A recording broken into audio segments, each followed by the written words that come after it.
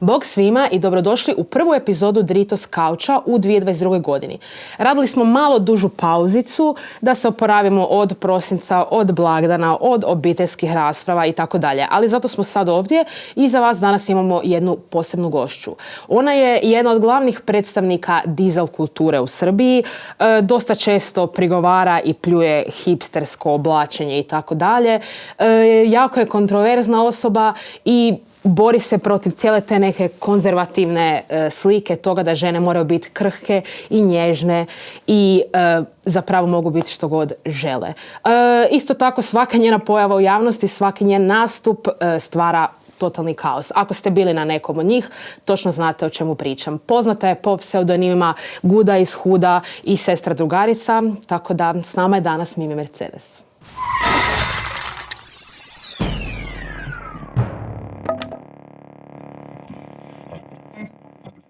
Mimi, dobrodošla u Zagreb. Hvala. Kako si? Šta se desilo sa rukom? Ja, da prvo to, da razbijem tu neprijatnu situaciju. Slona u sobi. Da.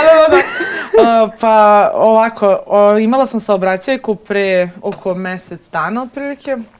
U stvari pre tačno mjesec dana, jebote, tačno okruglo danas slaviška. Da, 22. decembar uveče je bio. I slomila sam lakat. Eto. Tako da to ukratko. A ovako kao neki fun fact da kažem da je sve bilo super, znači imali smo puno sreće, samo sam ja levi lakat slomila cijelim kolima, a napred je sedeo moj beatmaker Žartikal koji nije bio vezan i razbio je šoferku glavom, znači šoferka je cijela naprsla, a njemu bukvalno nije ogrebotina na glavi. Bili smo urgentno i snimanje, sve savršeno. Tvrda glava. Da, tvrda glava, vrate da se zna. Bukvalno ko iz vica, nekog nismo mogli je verujemo. Ima kao, policija njemu pokazivala kao snimke sa sigurnosne kamere, kako razbijali glavom, izgleda kao da će ga iznositi iz kola, brate, ne, ništa. Gospodin, on mene vodio zapravo urgentno. Ako god da si gangsta, uvijek se treba vezat na prvom sjedalu. Ovo je neverovatno, ovo je toliko bilo izuzetak, još pišti u tim kolima. Baš je onako bilo čudna situacija, tek smo krenuli. Da ne zalazim sad u detalje, pošto je previše naša krivica, pa mislim kao... Ali ni gips ne sprečava da ideš na binu. Ne, ni slučajno. Baš sam srećna što mi se ukazala prilika da napravimo, kao da zabeležimo i to, znaš. I ovako gostovanje u jednoj emisiji i izlazak na binu. Da, drago nam je da se konačno na našem kauču malo razraditi. A Red Bull. Da ti se još više ubrza. Nekako u zadnjih par godina većinom su tvoji nastupi vezani ili uz Jem ili uz 30. zonu. Kod nas, u Zagrebu. Kad ću se preseliti tu više? Svako malo si u Zagrebu. Pa ovako, hvala. Jeste, zapravo baš često dolazim ovdje, ali i obožavam Zagreb i hvala Bogu blizu Beograda je i kao baš mi onako deluje lako nekako da putujem i često, a Hrvatska nije isključena uopšte za selidbu, ali Primorje je definitivno naš u mom srcu.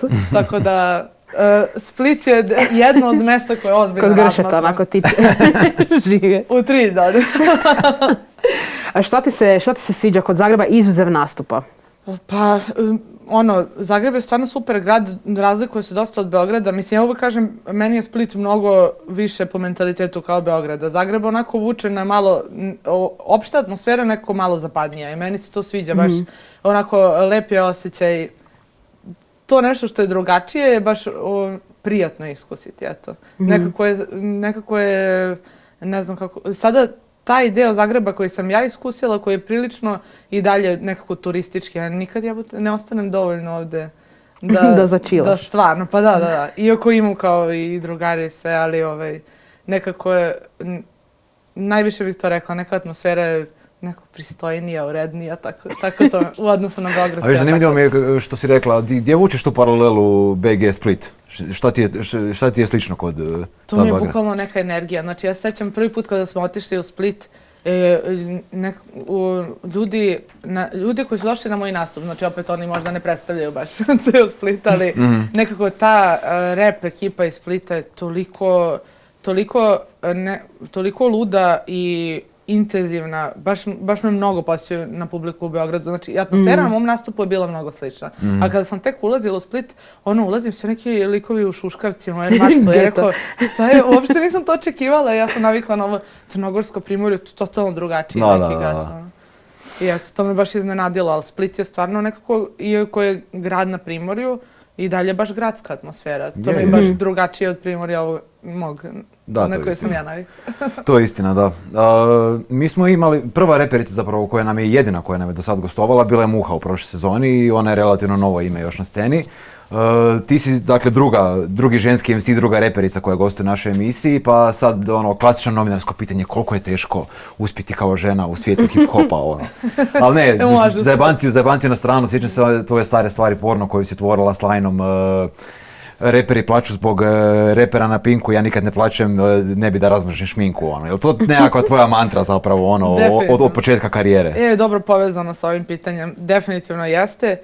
Mislim, to je samo to, imam važnije neke stvari o kojima treba brinem, to je bukvalno, to trebalo znači, ali mislim, meni je to uvijek bilo zanimljivo pitanje, nekako se postavlja kao sa nekom pretpostavkom da je nešto teže probiti se kao žena u rap svetu. Zapravo baš zbog toga što je pretežno muška stvar je lakše probiti se kao žena. Mislim, samo je poenta da imaš bukvalno neki minimum istrajnosti, brate, tebi je mnogo zagarantowanije mesto na ovoj sceni nego nekom muškarcu. Ja mislim, muškarci zapravo imaju mnogo veću konkurenciju i da moraju mnogo više se istaknu da bi se probili u rapu.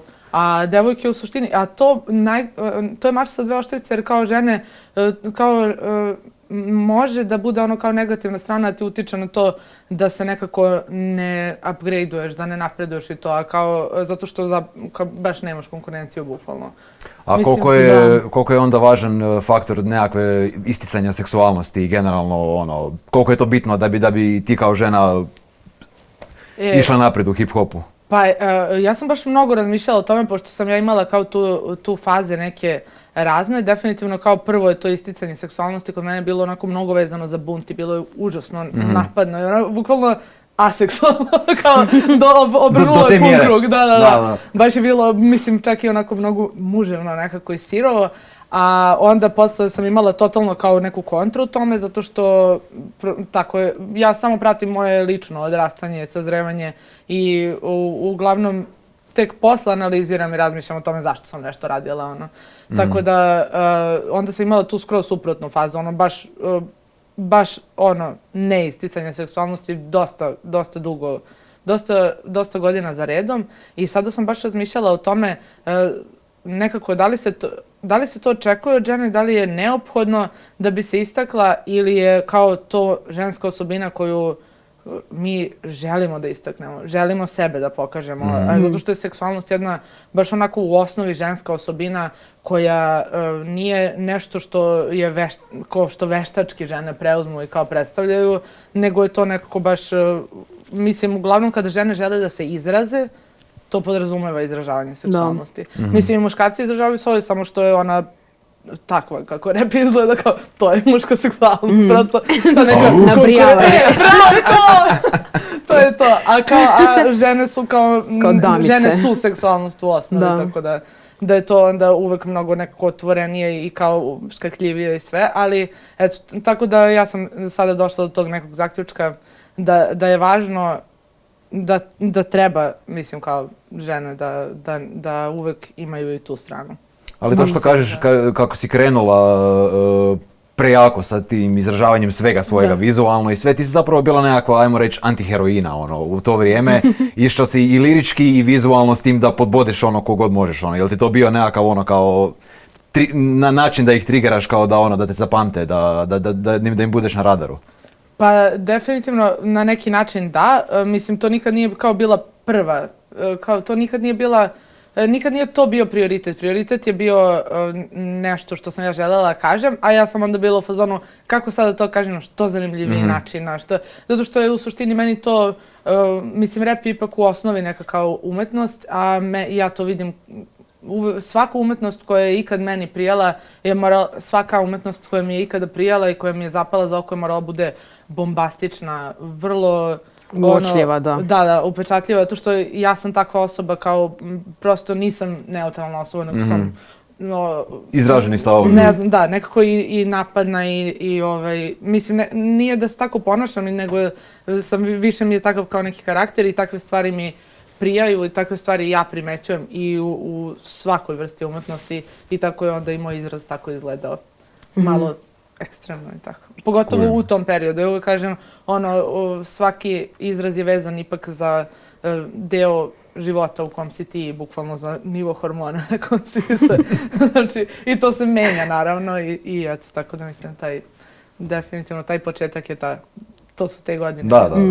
Kad bi se nekak gledalo na cijelu tvoju karijeru, imam osjećaj kao da ti se dijelila na faze, znači kako i po glazbi, tako po imidžu. Da li misliš da je to istina? Znači, da li si ti prvenstveno to planirala unaprijed ili kak je išlo to? Nisam planirala, ali baš mislim da jeste istina i dešavalo se tako što samo pratim te neke svoje faze odrastanja i ne gledam nikad šta publika želi ili šta je trenutno, šta se traži, nego samo kako ja želim da se izrazim. I onda se tu dešavaju te promene i neke faze i sve, zato što samo pratim to kako se ja osjećam i šta se dešava u mom životu stvarno i onda se to tako razlikuje. Imamo što kao da i Zla riba i Viva Majs, znači da su sve te stvari nekako malo staloženije, kao mirnije, zrelije, ajmo to reći. Tako. Da li je to bilo zbog tebe ili je to utjecaj Universala, kak se to desilo?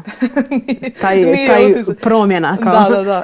Pa Universal ne utiče uopšte na svoje artiste, znači oni se prosto ne mešaju u taj kreativni deo, ali u suštini ta promjena, mislim, meni je zanimljivo, pošto sam već vidjela da neki ljudi kao smatraju to nekim zrelijim izrazom ili tako nešto, ali recimo ja sam predstavila tu svoje razmišljanje o ljubavi kada sam bukvalno bila baš klinka. Znači, pošto ja još uvijek nisam spremna da iznosim ljubav u real time-u, znači to mora tako da bude sa 10 godina kasnije, tako da je to moj najnezreliji pristup ljubavi koji sam imala. Jedino što sam otključala kao te neke nove teme koje sam pre bukvalno smatrala zabranjenim, kao što je bilo ti neki muški-ženski odnosi, muško-ženski odnosi.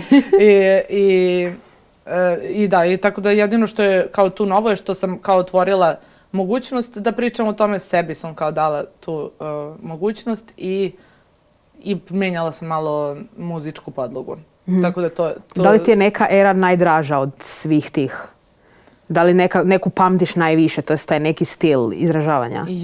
Pa ne, zato što baš uvijek mi je najdraže nešto što radim trenutno, zato što je najviše u skladu s onim što sam sad. I onda, iako mi je baš svaka mnogo draga, ali definitivno mi je najdraže ovo što sledi. Zato što album je pri kraju i meni je ovo omiljeni dosadašnji album. Prvi put ću imati fitove na albumu. Imala sam fitove samo kad sam sa Bombama bila, onda smo prvi album koji sam izbacila, ugostila sam svakog iz Bombi na fitu, tako da to je kao bilo, ali oni su bili deo moje ekipe, to nisam računala kao nešto specijalno, kao nisam izašla van tih svojih nekih okvira, a sada po prvi put, onda sam samo solo album radila, solo i onda baš bez jednog jedinog fita i sad kao idemo prvi put, više od pola albuma će biti fitovi i to će biti reperi koje ja baš volim i koje želim da čujem na pesmi, baš sam isključivo u odnosu na to birala i zato mi je ovo omiljeni projekat do sada. A u kojem je on sad stadiju? Da li nam smiješ nešto reći o njemu? Kad će on izaći ili nešto? Ili neko ime od gostovanja? Pa ja sam otkrila kao pošto sada radim ovako postepeni kao taj teasing. Mogu da kažem da će to biti Žakila iz Bombi, kao to je sada zanimljivo za naše fanove koji nas vole odavno. To smo otkrili za sada, a mislim, nadam se da će album biti na proleće, ali zavisi od procedura svih koje treba se odrade, ali mislim, bit će sigurno na proleće, sada će biti rano ili kasno proleće, jedino pitanje. Spremna si. Da, ja sam definitivno. I sama si spomenula, znači, taj tijek vremena, znači da je prošlo 10 godina. Što misliš da će se desiti za idućih 10 godina? Da li misliš da ćeš ostati u glazbi, da li ti je to cilj ili misliš da ćeš se prebaciti na nešto drugo? Ja nemam pojma, znači, nemam pojma, ono, baš po prvi put, ja sam pre uvijek imala neku viziju, neke te svoje što sam ja zvala petoletke, ono, imala sam stalno nešto, kako će nešto se dešava okvirno i uglavnom je moj život pratio to, mislim, bar ovaj deo sa karijerom, ali sada uopšte više nemam pojma, toliko sad se baš dešava neka ozbiljna prekretnica u životu i on može za 10 godina budem domaćica, razumeš? Ali Teško mi je to zamisliti. lako moguće. Ja, ali to... Malo mi je teško. Ali svakom ko me poznaje nije teško, veruj mi.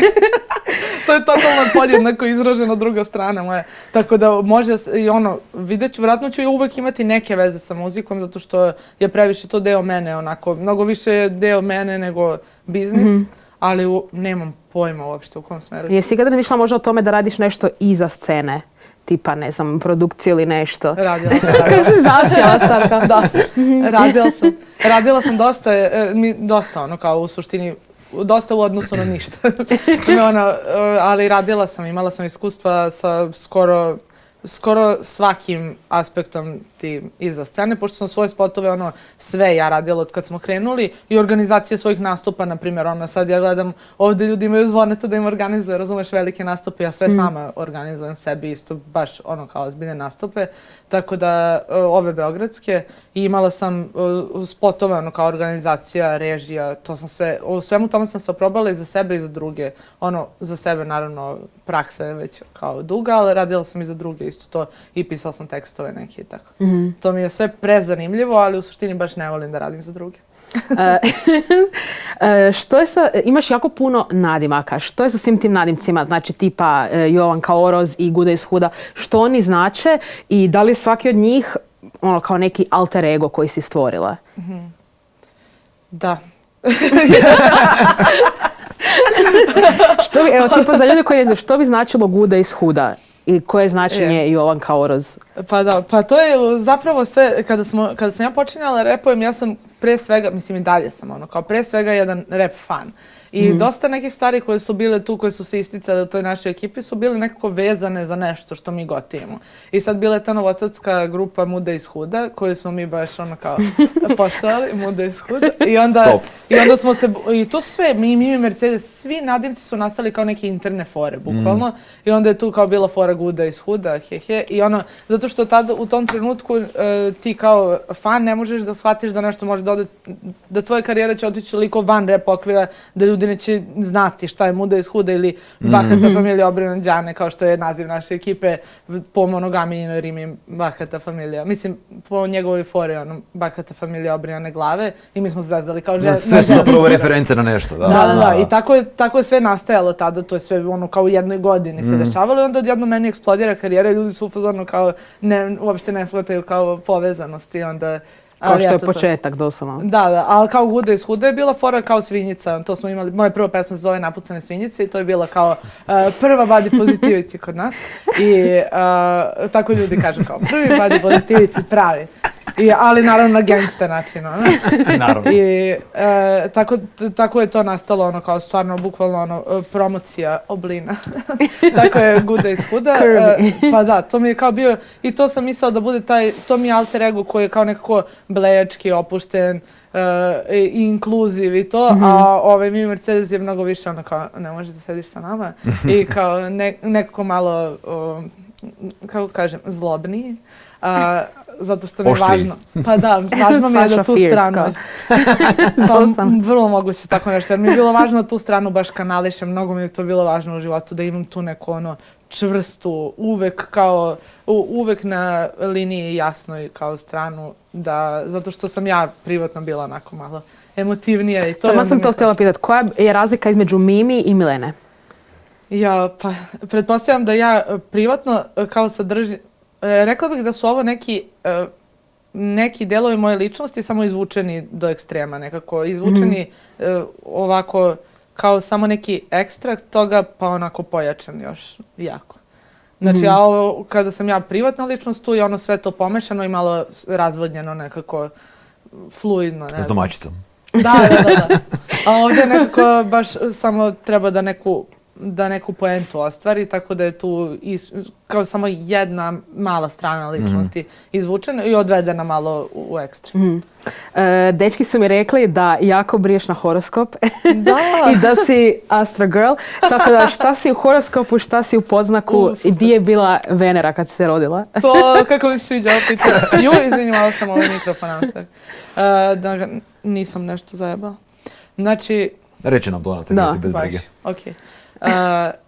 Ja sam strelac rak sa mesecom u Škorpiji, a Venerom u Jarcu. Doslovno polu soft, polu bad bitch. Da. Mada ja mislim da je taj rak u meni najgori. Mislim da su ti vodeni znaci zapravo ono što je kao što pravo. te ubije. Da, ljudi kažu kao vatra ili jarac, kao to je zajebano hladnokrvno druže. Ja mislim sve što je u meni izazivalo pravo zlo je bilo kada mi se povrede emocije, tako mislim da voda baš... Voda pravi taj problem, definitivno. Da, ja sam vaga i u poznaku riba, tako da sve mi je jasno. Ja nisam u horoskopu. Ja znam da sam jarac kao i to je to. On je jarac. Super, odlično, slažem. Ja ću uvijek pljuju po horoskopu, kao I'm just saying. Ma ne. Htio sam te pitat, u ovo vrijeme korone, zadnje 2 godine, dosta se čudnih stvari izdešavalo. Između ostalih čudnih stvari koje su se izdešavale su i youtuberi koji su postali velike glazbene zvijezde, kako i u svijetu, tako i kod nas regionalno. U Srbiji ih je dosta sad isplivalo, i našli su se uglavnom u drillu, u trepu, u balkatonu, ovom. Imaš li ti neke favorite među njima? Da li ti ima tu dobre muzike ili ti je to mislim, kao prvo, pazi, šta smo mi drugo nego youtuberi koji su postali rap zvezde? Kada je YouTube tek počeo kod nas da postoji, mi smo krenuli tako, mi smo samo bili ludaci koji su izbacivali stvari na YouTube. Bukvalno, zato što je oprema za snimanje postala toliko dostupna da je svako mogao da se izrazi kako god on hoće. A danas je to postalo ta neka malo šira forma, znači i pričanje o kameru i taj neki influencing i to. Ali mi smo kao kroz muziku odlučili da to radimo, ali i kroz taj vizualni prikaz isto i... Dobro, malo je drugčije ipak. Ti si prvenstveno muzičar, a oni su prvenstveno nekakvi content creatori koji su muziku našli kao nešto... A znaš kako su gledali ljudi nas pre? Starija generacija rap scene nas gledala kao šta za ovo ludaci koji su našli muziku kao nešto. Okej, dobro, kužim. Kažem ti, samo smena generacija. Definitivno nije isto to što kad se neko bavi muzikom jer želi da se izrazi, drugačije nego kad se neko bavi muzikom da bi napravio preglede i da to bude deo biznisa. Naravno, to je pitanje, definitivno nije isto i kad im neko drugi piše tekstove i to. Definitivno nije isto, ali hoću kažem da daleko od toga da mi je cringe, samo previše razumem smenu generacije. Samo i kao promene se standardi i želje neke i dalje ima repera, naravno, koji su samo najobičniji reperi kao što smo i mi bili, ali meni je youtuberi koji se bave muzikom baš mogu da pokidaju, zašto je dokaz Janko, naš youtuber srpski, on prosto svaku pesmu je pokidao previše i previše karizmatičan lik, krenuo je kao detence neko i svi su ga zgotivili i stvarno je pokidao svaku pesmu koju je uradio, tako da njega bih izdvojila pošto će biti omiljen. Okay. Kad smo već kod te nove generacije i generalno modernizacije, Srbija je recimo puno prije Hrvatske uočila, to je skužila potencijali da je digitalno izdavaštvo budućnosti i krenula je to razvijati, što danas rezultira time da vaša scena ima neusporedivo veće viewove, ne samo u hip-hopu i trepu, nego govorimo o svim žanrovima. Koliko je tu fake viewova? Koliko je to, i ima li Mimi fake viewova? Danas smo pričali baš o tome. Pa ja nemam, ali sam se definitivno raspitivala kada je to bilo i na tome i koliko sam ja saznala, to je delovalo kao neka totalno neisplativa investicija. Znači, ja sam mislila da kada sam ja saznala kao koje su to cene, da li sam ja imala dobru šemu, ko zna. Ali kao... Možete netko išli ishaslati. Da. Ali kao navodno to je taj neki lik koji svima to završava. Ali ja sam bila ovo se ne isplati, ovo sigurno niko ne radi. I onda skužiš kao puno ljudi to radi zapravo. Izgleda da postoji taj kao neki osnovni paket za neke skuplje spotove koji ti obezbeđuju taj prvi. Otko znam, kao prvi neki milion i to. To smo danas sve pričali, ja nemam proverene informacije o tome i mislim da za rap scenu to nije uopšte relevantno. Jer u suštini ono što je kao ipak presudno je to da na rap sceni, brate, znači, nije isplativo. Samo je to poenta. Koliko ti zarađuješ i koliko dobijaš, moraš da imaš sve viewovi koji su došli su ljudima kada je njihov talas i kada prosto sve što objaviš samo teče i to je to. Kad je organski, da. Da. Tako je, prosto taj nivo zarade je i to je to. Tako da po tome to mogu da znam. Ali u suštini nisam ni primetila da je nešto sad ovde manje, ono, kada pogledam kao popularne rap izvođače ovde, to su opasni pregledi, ono. Pa ima, To mislim, su, ima... u zadnje vrijeme su se brojke kao počele A kao, na malo više primjer, dizati. Vojko, High Five, ono, to su sve milioni. Da, jebote, tu ono, i ima na streaming milionskih servisima. videa, ali generalno kad gledaš, mislim, kod vas kogod izbaci stvar, to je u roku dan, dva preko Ma miliona već. ti, zato što ti zoveš rap ono što ja zovem pevači. To nam je razlika. Ok, može i to biti nešto, Jer u da, suštini okej. ja kad kažem rap, ja mislim na Foxa, sebe Okej, i tako dobro. kao, tu je otprilike negdje bih ja povukla neku granicu. Dobro, ja sad govorim i o balkatnom sceni generalno, Pa i da, svemu i tome. meni je to muzika koju baš obožavam, stvarno volim da slušam i sve, ali meni su to pevači, to su drugi, kao kažem, nivo bavljenja muzikom.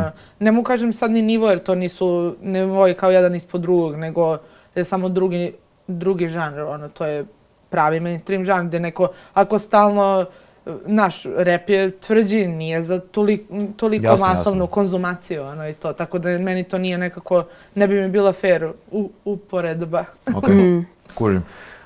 Mislim da si ti prava osoba da konačno postavimo to pitanje i da se publici koja možda ne zna to razjasni. Fenomen dizelaša i dizel kulture u Srbiji. To je meni užasno zanimljiva tema. Objasni. Pa dobro, ne moraš sad ići, to je stvarno od 90-ih, Da. traje, ne moramo sad ići u cijelu historiju, ali zanima me kao tko su dizelaši, što je najbitnije u toj kulturi i koja je razlika između gasera i dizelaša. Baš dobro pitanje. Ja mislim ovako, mislim da su gaseri moderna verzija dizelaša, ali u uslovima u kojima mi danas živimo. Znači, mi živimo u mnogo mekšim uslovima nego kada su kao dizelaši nastali i to, i naravno to nosi sa sobom kao ljudi tako kad porede kao gaseri, pa oni ne mogu se porede po tvrdoći sa pravim dizelašima i to. Gaseri, fuckboy dizelaši. Pa, ali mi živimo kao u mekše Tehnički vreme, da. možda je danas rizik nešto totalno drugo nego što je pre bilo. Možda danas ne postoji kao toliki rizik od fizičkog nasilja da će neko ti izuje patike, otko znam, ali možda je danas veći rizik, otko znam, nešto vezano za imidž, reputaciju, nemam pojma. Borba kako dobiti bocu u nekom klubu. Pa, na primjer, Doslovno. rizik. To je Ali kao, danas rizik. meni su onako gaseri više, mislim, sad u suštini, to je uvek obuhvatalo sve, znaš, ono, imao si kao prave dizelaše koje bogata deca, mislim, u suštini, bogata deca postavljaju trendove, pa ih dizelaši otmu, ali oni postanu kao autentičniji, i to je ta, ono, kao neki začarani krug, neka večna borba. Ja mislim da je tako isto danas sa gaserima, kao nekako, to je neka ulična kultura, ulična moda i sve što to podrazumeva, samo u današnje vreme. Šuševi Air Max. Pa da, i ceo paket, kao, znaš, kad kažu ono kao rap je muzika, hip-hop je kultura, tako i meni ono, dizelaštvo je kultura. Pa Znači, realno kao je. ponašanje nije kao samo outfit, nego i ono što on treba predstavljati, to je kao taj neki sklop osobina koji bismo mi voljeli da prikažemo kada se obučemo nekako. Šta bismo voljeli da ljudi misle da mi posjedujemo, kao kada odeću neku. Tamo sam htjela prokomentirati kako si mečala cijeli fit. Pripremila se. Hvala. Što ja danas želim da pomislite o meni? Koliko košta što nosiš na tebe? Čemo ko oni videi što snimaju, Koliko one su klinci kao tenisice Bože, koštale? ja nikad nisam... slušalice 50 eura Zara. Da, ja nisam nikad tako neki fazon mogla da ispratim, iako sam uvek bila u fazonu tako nekako... Uvek sam bila u fazonu nametanje nekog to kao cash fazona i sve, ali to je uvek bilo sa nekim razlogom, kako kažem. Nikad nisam videla nas koji repujemo o tome kao da bismo otišli negde i pričali koliko šta košta. Ne znam to, znaš, kao drugačija je poenta. Da, mi zato sama američka kultura brije na to. To mi je malo ono kao što smo pričali, kao neka razvodnjena verzija ovoga, kao da izgubi dubinu, a ostane ta kao neka površina i onda je samo ono...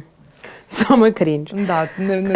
Ovo iz tebe progovara stara škola, to čujem. Otkrila si se. To je baš stara škola, Jebi ga. attitude ono. Ne mogu uvijek da budem, brate, iznad situacije, moram Ne, nekada... da plaće. Dosta si često nastupala na Drito festivalima, na Jemi eventima. Koje uspomene nosiš sa tih nastupa?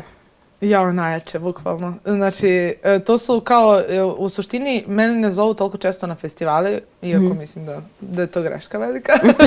Promijenite neke stvari. Da, ali kao mi nemamo nijedan tako pravi rap festival kod nas. Znači, to je meni tako osveženje i zato najviše volim kao Drito od svih festivala na kojima sam i do sad bila, zato što nekako je baš muzika kakvu ja volim i atmosfera kakvu ja volim i sve. Znaš, uvek je rap neki kao deo, neki mali deo nekog većeg festivala, kao koji je zapravo baziran na elektronskoj muzici, ili tako?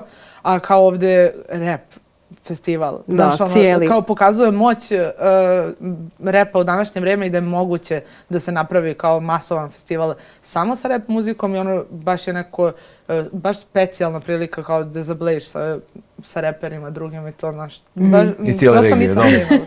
Nakon čega je bio najbolji after?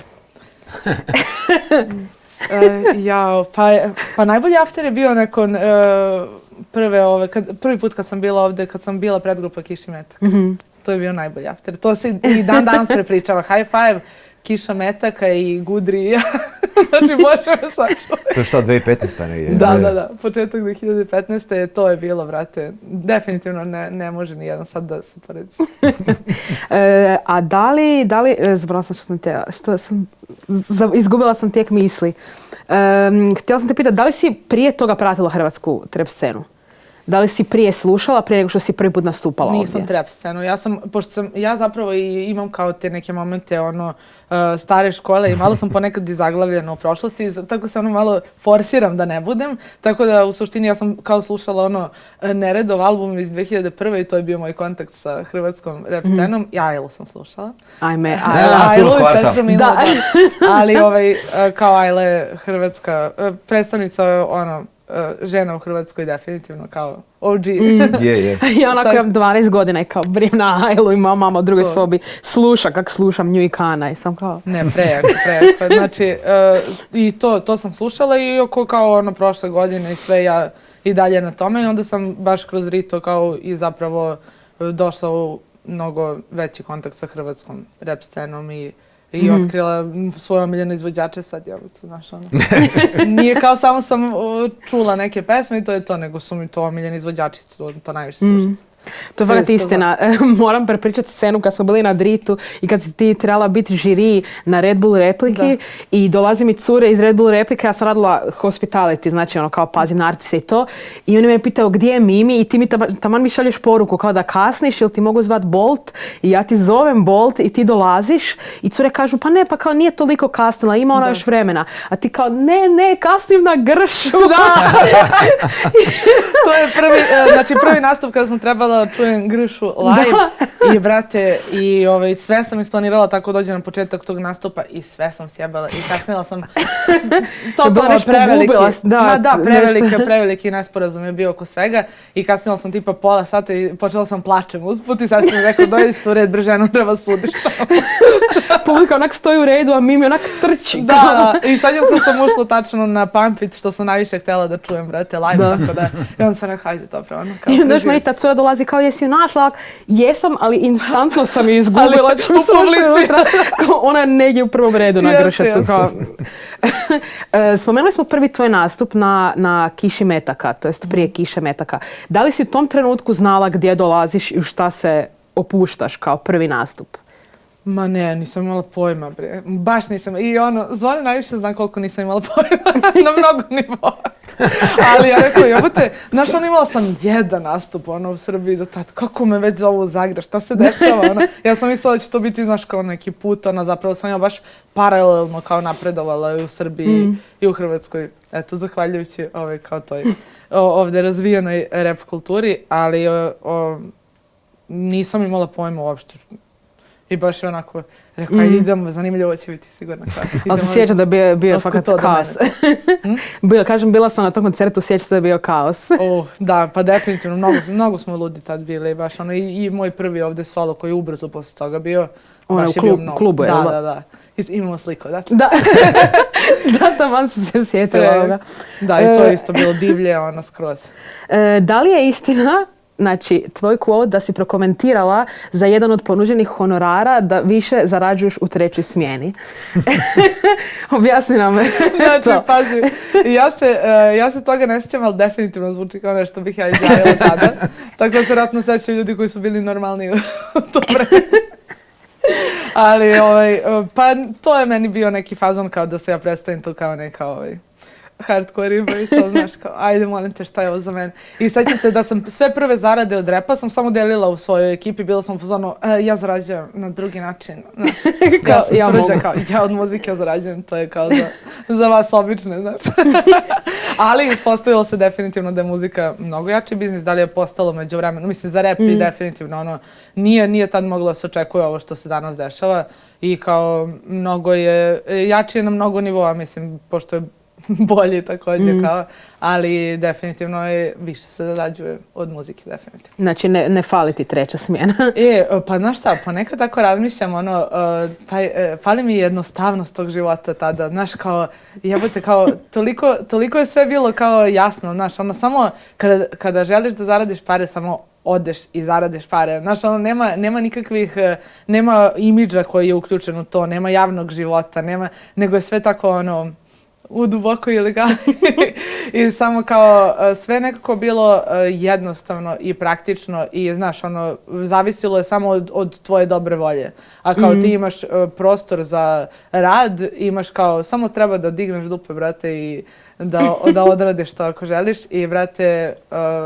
Jesi imala neugodnih iskustava u tom poslu?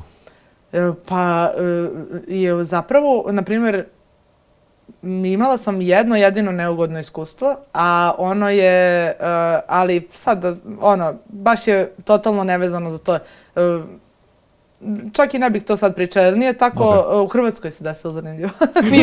Ali u Srbiji sam, to ćemo nekom drugom prilikom, jer ja sam uvijek u fazonu, kao taj period života je dosta ovako intenzivan i zabavan i ja ga obožavam, ali to nisu teme o kojima treba se priča previše olako, zato što sam ja tek krenula da shvatam kao svoj uticaj na druge ljude i to kada sam ja vidjela koliko devojaka počelo se baviti striptizom u periodu od 2015. do danas i koliko njih su moji fanovi ili kao meni nekako kažu kako su bili inspirisane nečime što sam ja pričala. Tako onda sam u fazonu, dobro, čekaj polako. Znači, nisam baš tako mislila. Pa ja stvarno smatram sebe nekim kao nekom specijalnom sortom. Mislim, imala sam neki čudan sklop osobina i znam prosto način na koji sam se ja u svim mogućim situacijama u životu ponašala, definitivno mi ne liči na to kako se ponašaju drugi ljudi. Znači,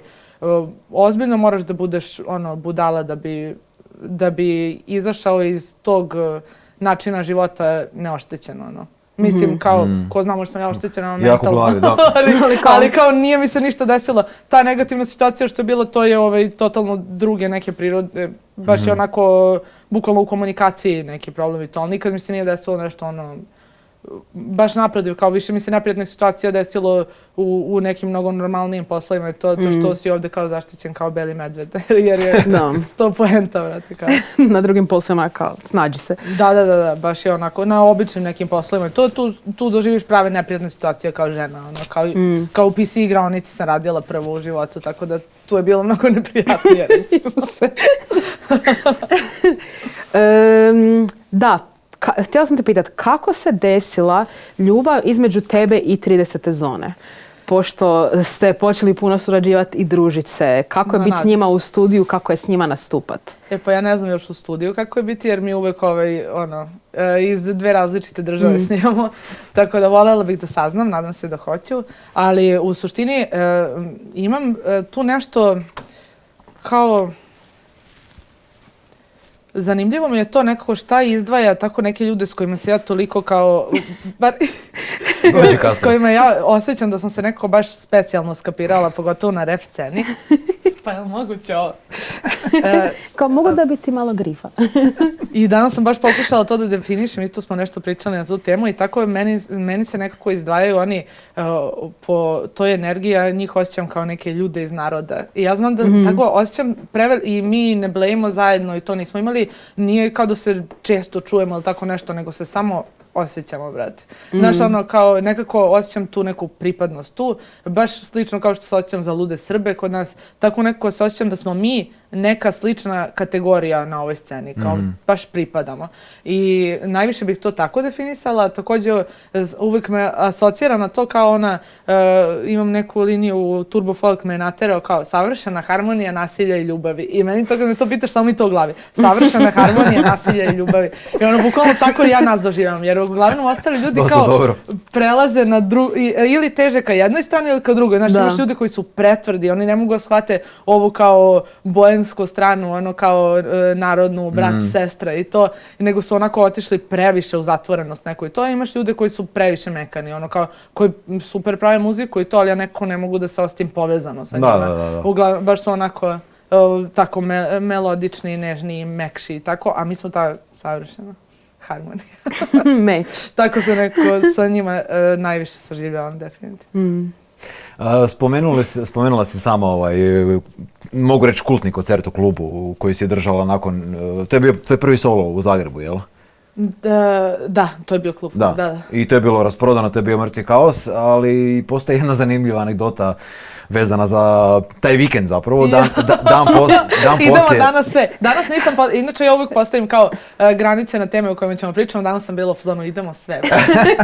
Okay, ajde da malo probijemo ne znam koliko znaš zapravo, bilo je dosta hejta na tebe kod nas zbog te situacije, naime ti si dan nakon tog koncerta otišla na Mirogoj i slikala se sa šalom svog tada omiljenog kluba, pretpostavljam još uvijek omiljenog kluba. Definitivno omiljeni klub, da. Mislim da su to ljudi krivo protumačili jer ti si se zapravo htjela slikati sa predsjednikom svog omiljenog kluba. Pa da su ljudi upućeni u to da je... Sigurno jesu. To, ali fora je u tome što je to neka grobarska fora, ono, i interna i u suštini ja nisam nikad bila navijačica. Meni kao grobarska kultura previše... I sa njom se isto saživljavam. Baš ovo kako sam malo prepisala s 30. zonom, to bih isto i ovdje iskoristila. Prosto je i kao previše zanimljivo. Sve ima neku dublju politiku. Ništa se ne radi tako površno, brate. Meni je tako nekako najjače kod tog grobarskog fazona što je sve nekako višeslojno, znaš. I sve jeste neka vrsta provokacije, ali tako neko baš cool provokacija, zanimljiva. Da, to nije bila niska provokacija u kojoj si ti išla. Nego to je provokacija koja ima za cilj da nas poveže, definitivno. Sada, ljudi sve mogu shvatiti kako hoće. Mislim, meni je u mnogo puta upisana neka provokacija negativna, negdje gdje uopšte nije ni najmanje bila. Tako da to meni, nije mi to bitno, bitno mi je baš da se zabavljamo i da pravimo tako neke hardcore stvari i rizične i to. Drago mi da si htjela pričati o tome, jer to je baš jedna zanimljiva anegdota. To je legendarna scena. Ja ne mogu ni da verujem koju sam budala, da mene nije bilo sramota da... Ja sam kao rekla Zvonitu šta planiram, dobro me nije, vrate, otpustio zauvijek. Nažalost, vrijeme nam polako curi, imamo još brdo pitanja, nećemo sve stići, ali imam par stvari koje još hoćemo proći. Ono što mene zanima, ja sam prvi put u Beogradu bio, ne znam, 2008. 2009. Ako se ne varam, vaš nightlife, meni to nije normalno, kod vas klubovi rade 6 dana tjedno, i to šta, ponedjeljkom se ne izlazi, jel? Ponedjeljak je kao najslabiji dan ili... Možda najslabiji, ali se izlazi. A nedjelja je najjači dan, jel? Definitivno, pa nemam pojma, vjerojatno zavisi kao od situacije. Da, okej. Pretpostavljam da je vikend ipak kao najjači, ali da, meni je uvijek najjače otići negdje u sred radne nedelje, zato što kao to je uvijek nekako kao, znaš, uvijek se osjećaš kao da ne pripadaš masi kad izlaziš sred. Da. Ali ne, zanimljivo je to, Beograd je duplo veći grad od Zagreba, ali Zagreb je isto milijunski grad tu negdje. Naš nightlife je petak, subota i eventualno srijeda, četvrtak par barova, manjih klubova koji... To je taj srpski mentalitet. Da, party mentalitet. Znam da niste u bog zna kakvoj financijskoj situaciji, tako da... To nema veze s para. Neke stvari su prioriteti. Da, to je samo, vrati, ta neka ludačka energija koja negde non stop mora da se kanališe, da se izbacuje. I to je ne znam, nekako, baš ja od kad znam za sebe, to je tako, ono, nema... Ali to je i na razini i undergrounda i komercijale i svega, ono, znači, apsolutno... Samo, da, uvek mora nešto da se dešava, uvek neki haos. I Mislim, meni je to jedan od razloga zašto volim BG, ali to baš mi je to bilo fascinantno. Svi ono. to kao, idemo van. Da, ja sam tako imala baš onako intenzivan period gde sam htjela da iskusim sve to, definitivno, i meni je to već ono kao, ne znam, nekako prošlo. Pa jasno, ja bi sad mogla ono da živim u primorskom gradiću nekom i da ne izlazim leti samo i to je to. Ali definitivno jeste nešto baš posebno kod Beograda, to interesantno. A čitala sam negdje nešto da si kao se odvojila, bila na 6 mjeseci, tako nešto. Šta je to bilo? Nisam shvatila baš. Aha, na 4 mjeseca. Pa išla sam u Crnu Goru, zato što imam kuću tamo i onda sam bila u fazonu, mislim, kao ponela sam opremu za snimanje i samo sam provela tamo leto kao kad sam bila klinka. Samo sam bila u fazonu, brate, ništa me ne treba, živim ovdje, imam internet, imam opremu za snimanje koju mogu bilo gdje da odnesem. Malo sam snimala album, ali nisam baš ni mnogo iskreno. Sve sam ovdje kada sam se vratila završila. Grad mnogo više izaziva rep u meni, definitivno. Veća inspiracija. Ma da, tamo je inspiracija za meditiranje, bukvalno. Samo preveliko uživanje. Kao što je Indi rekao, znači, bližimo se kraju, tako da da skratimo sa svim ovim ozbiljnim pitanjima i svime time. Najbitniji dio ovog intervjua je činjenica imamo iz Indi završila. Sam zaboravio. Dobro, sad ti priči. Imamo iznenađenje malo za gledatelje, to jest danas ćemo vam reći sve informacije vezane uz idući Drito za prvi dan. To jest Mimi, ti imaš čast otkrit nam lokaciju, vrijeme, prve artiste i sve. Ekskluziv! Imaš na oba lista imaš informacije, tako da... Nadam se da sam u stanju čitam. Ja bukvalno da se tresem od kofeina. I još Red Bull, tužni to.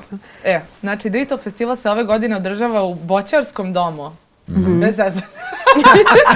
Dakle, kako zvuči. Ja rekao, ovo sam mi podmetno nešto. Dakle, službeni naziv je Drito iz Boćarskog. Datum je 1., 2., 4. 2022. A prva imena su koja fora, je li moguće? Ja ne mogu da verujem, brate. Jo, Bože, koliko predivan poklon. Znači, ja, Mimi Mercedes, tako ti, kako ti kažeš uvek zve plus plus, ne? Zvi. Z plus plus, ja kažem. 30. zona, Kukus, Vojko V. Je li moguće ovo? Znači, ja sam oduševljena, ne mogu da verujem. Mimi na Dritu opet. Pa hvala vam puno, eto, ne znam šta vam kažem, idemo da jedemo i da se spremimo. A nismo još skroz gotovi. Riješili smo Drito, ali imamo još ili pitanje za tebe. Znači kratko odgovor bez puno objašnjavanja. Prvo pitanje, Jelena Karleuša ili Senida? Senida. Mercedes ili Opel Corsa? Mercedes. 30. zona ili Grše? 30. zona. Dječaci ili Bad Copy? Bad Copy. Sai CMC ili Sarajevo?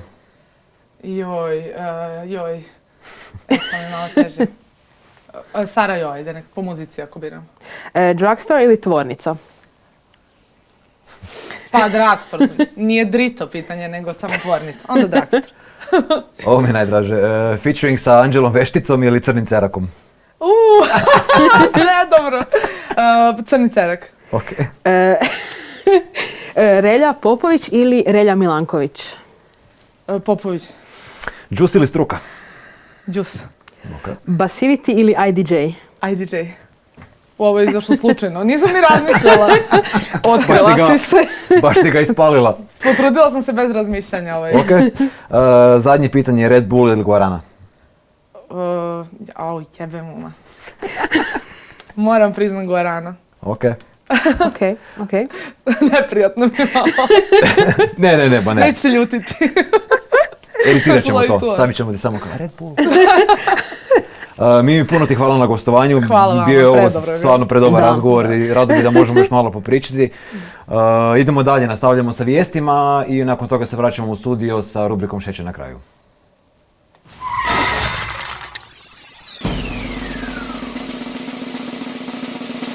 S obzirom da 2021. djeluje kao da nije ni postojala, 2022. ne zvuči baš obećavajuće. Ali iskreno već smo stvorili otpornost i eto, tu smo. Izašli su i novi Gana i novi The Weeknd. Ja ih osobno još nisam detaljno poslušala, tako da ćete prije vi meni moći reći jesu li dobre ili ne, nego ja vama. Ali kad vidim koliko se spominju na Instagramu, imam osjećaj kao i da jesam. A i 21 Savage je odlučio da je vrijeme za nove hitove i bacio tease da kreće novi materijal, ali o tom potom. A ono što vam sigurno mogu reći i prokomentirati i ono o čemu se priča već danima je 300. Nova 30 zona je izašla i ja ju doslovno ne mogu prestati slušati. Pa bi bilo super da i vi počnete. Cijeli album je mrtvi kaos i divljanje, što znači da je i koncert u Boogaloo kaos i divljanje. Iako Galaš pada po intervjuima i trga udove, od sad nadalje nakon ovoga za zonu vrlo vjerojatno samo uspon. A to da slijedi mjesec apsolutnog kaosa potvrđuje i činjenica da je izašao novi Buntaj album, 30 zona je izgorela u Boogaloo, Grše je za par dana u tvornici, a nakon njega švesteri i na vrhuncu Bore Balboa. Imam osjećaj kao da se Kanye spominje u svakim našim vijestima, ali taj čovjek nije prestao divljat od 2020. i sad još kupio neku kuću pokraj Kim i pokušava ući u beef s Pete Davidsonom. Ajme meni, znači doslovno bifaš sa stand-up komičarom. Šta se dešava je... Ako je netko kralj spoilera novih projekata, to je definitivno Euforija. Nakon 3 godine čekanja, nova obsesija serijom krenula je u sekundi. Rue i Jules su opet skupa, Nate divlja kao i uvijek, a otkrili smo i kako je Fez postao Fez. Jedino smiješno u ovoj cijeloj priči je činjenica da najviše spoilera ne izbacuju gledatelji, nego sama ekipa Euforije. Dragi HBO, mogli ste jednostavno kao Netflix izbaciti sve epizode da ih možemo bingeat, a ne spoilati epizode preko Instagrama, ali dobro. A internetom je buknula i vijest da su se Megan Fox i MGK zaručili i sad su oboje weed. Sorry, ali morala sam. A to da su savršen par potvrđuje koliko su oboje crazy. On je izjavio da je prsten napravljen tako da boli ukoliko se skida, a ona je napisala da su pili krv nakon što su se zaručili. Poznavajući ovu vezu, to je vrlo vjerojatno bilo doslovno. Očito je da smo u eri nedostatka kreativnosti gdje je svaki film ili serija samo preinaka one prošle. Zašto to kažem? Jer Princess Bel-Aira dobiva svoj reboot. Ne znam što mislite o tome, s obzirom da se radi o ogromnom klasiku i da sam najčešće stava da ne treba raditi novu verziju svega i svačega. Ali ova verzija, ako ništa drugo, bit će navodno malo ozbiljnija od originalne komedije. Vidjet ćemo.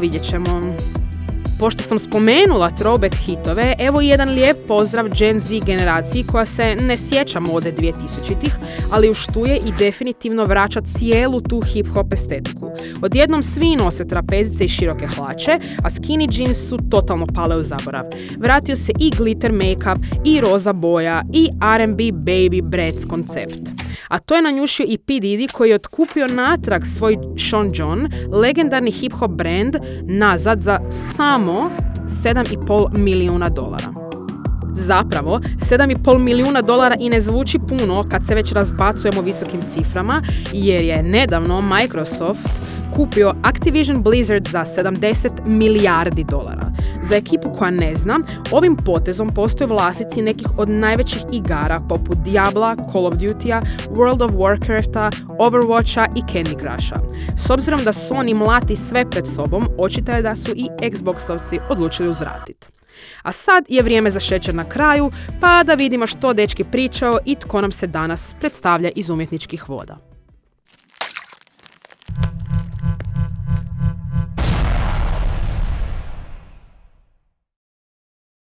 Evo nas nazad u studiju, naš gost u rubrici Šećer na kraju danas je Tezre, mladi battle reper koji je posljednjih godina sudjelovao na Red Bull replici i koji će nam otkriti što je potrebno da budete dobar battler i freestyler. Bog Tezre, Bog. Kako si? Super. Sada smo na nekoj, na HRT-u ili nekoj televiziji, ja bi vjerojatno pokušao baciti neko kao cringe rimu kao he. A sljedeću nismo, kao možemo to odjebat. Možemo biti normalni. Prvo reci ti meni kako si se uopće našao u tome, u freestylingu, u battlu, kako je to krenulo? Slučajno. Našao sam neke battlove na YouTubeu, izletilo mi i tad je bio aktualan Adam iz Samobora. I onak, ovaj lik mi je poznat i tako dobro baca rim i onak battle je predobar, onak mogu ja to probat, zašto ne? Adam je na Cilođero Ropestu turnirima. Da, bio je na Red Bull, nije se replika tad zvala, neki drugačije. Sjećam se tvornici. Da. I rekao, budem probao, budem vježbo i to je to, ukratko. I koliko vremena ti je bilo potrebno da stegneš samopouzdanje za nekakav prvi javni battle? Puno. Prvo je bilo godinu dana vježbanja i neki taman betlovi su se u Samoboru pojavili i ja se javim organizator, ja ću doći gledati, uopće neću betlat i malo po malo me nagovorio. I taman imam ovak ogledalo u sobi i sam sebe pogledam kao ajde izađi iz zone komfora, probaj, onak možda ti to promijeni život. I eto ga, par godina poslije. Stvarno je? Da.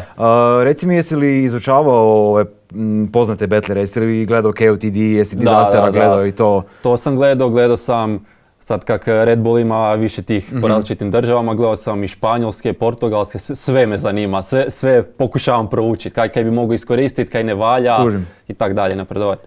Koji je tvoj thought process kad izlaziš na battle, jel imaš nekakve pančeve uvijek spremne ili je stvarno sve iz glave? I šta me još zanima, voliš li više biti prvi ili drugi u battlu? Uvijek imam spremne pančeve, ali ih nikad ne kažem. I tek poslije battle se sjetim, fuck, ovo bi baš dobro sjeo. Ali ništa, tako da pokušavam odgovoriti na protivnika i možda mi čak bolje drugi kretat. Često krenem prvi, samo da bi pokazao to neko lažno samopouzdanje, glumim, ali uvijek mi odgovara drugi, jer onda lakše mi je vratit kad neko neš kaže. Jel po tebi bitnije nekakav generalni, kako da kažem, da tvoj performans bude kao dobar freestyle ili ti je bitnije da konkretno gađaš protivnika? Jel kužiš šta hoću reći? Da, jer ipak postoji razlika između freestylera i betlera. Gledao sam stvarno puno betlova u životu, ima ljudi koji stvarno vidiš da su u samo tom betlu i da gađaju baš osobu s kojom se betlaju, a imaš likove koji bacaju nekakve generalne pančeve koje mogu baciti protiv bilo koga. Da, zato mi je draže to, direct battle, jer meni je bitno kad gledam da odgovorim protivniku i da repam onom što se događa, da se baš vidi da je freestyle, da nije doma napisano kad bi mogao za apsolutno svakog iskoristiti. Ti si pobjedio na replici, Red Bull replici 2019. godine. Kako je to bilo iskustvo za tebe? Show. Posebno još finale protiv Samuraja Kreka, on kad je replika postoji 3 godine i on je bio sva 3 puta u finalu, tako da to stvarno puno govori o njemu. I onda još ako sam ja pobjedio, to mora biti dobro, to je baš mi osjećaj bio fenomenalan. Što ti je ta pobjeda donijela? Pa poznanstva sigurno i taj neki, to me tek ubacilo u svijet freestyla, u svijet repa, samo trebam još to iskoristiti. Još nisam. Replika je na zadnjem dritu sada jesenas imala rekordan broj prijava. Znači očito ta scena i dalje postoji. Nekako mi je djelovalo zadnjih nekih 6-7 godina da je malo to palo nekako u zaborav, ali očito po broju prijavljenih ima ljudi koji to još uvijek rade.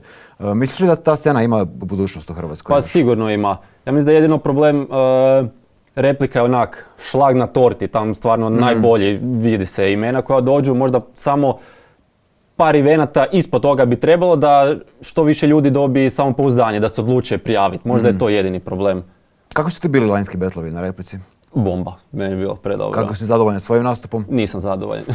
Ne zbog toga sam pobjedio izgubio, nego samo znam da sam mogu bolje, jednostavno to. To mi je žao, ali bar vidim stvari na kojima mogu poraditi. Je li imaš u planu snimati nekakav autorski materijal? Da. Ali to ću vjerojatno možda još koje betlove i to je to, kao zatvori to poglavlje i polako krenut snimat, pa vidjeti u kojem smjeru će se to odviti, koji je zapravo žanr muzike, podžanr. Gdje se vidiš jel se vidiš u trepu, jel se vidiš u nekakvom bomb-epu? To me najviše muči, jer da li da snimamo ono što će se svima svidjeti ili ću snimati ono što se meni sviđa ili miks nečega, stvarno još ne znam. Pokušavam pisati sve više pa što mi više leži. Pa dobro, mislim da bi svakako trebao ići s onim što ti voliš pa onda to nekako najautentičnije bude. Da. Za koga od nove generacije na sceni, dakle govorim ne o betlerima nego o reperima i treperima, misliš da bi se snašao u betlu dobro? Jel postoji netko za koga misliš da bi bio dobar betler? Čuo sam Bore Balboa, on ima dobar freestyle, on bi se mogao snaći, ali ne znam, nisam puno čuo baš njihovih freestylova da bi mogu suditi kako će to izgledati u betlu. Ok, imaju sigurno to samopouzdanje na bini i to, ali opet taj freestyle komponenta, tko zna. Šta je tebe privuklo tome? Adrenalin. I taj, ko što sam napomenuo, izlazak iz zone komfora. Ja sam više onak... Jesi kad čovkao u betlu? Jesam. Za one koji ne znaju, to je znači kad ostaneš bez ideje, jednostavno ne znaš šta bi rekao Jednostavno više na staneš. mikrofonu. To mi se dogodilo druga runda na prvim betlovima kad sam se prijavio i od tad mi u glavi sam ću mjeti gluposti, makar i poštapajte, sam da nekaj pričam bolje nek šutit. Aha, dakle nisi stao skroz, nego si nastavio Da, se. Ok, da. to je dobro, da. Pa ja mislim da smo uglavnom pokrili jel imaš ti još nešto što bi dodao? Pa ne, vježbajte, prijavljite se, rokajte. Tebe možemo očekivati na idućim replikama. Da. Ok. Bilo mi žao sad pustit sve to. Tezre, puno ti hvala što si nam bio gost. To je sve od nas za danas. Vidimo se ponovo u idućoj epizodi, za koju nisam točno siguran kad izlazi, ali pratite i M kanal, subscribe se na Instagram, Facebook, YouTube, sve i vidimo se kad se vidimo.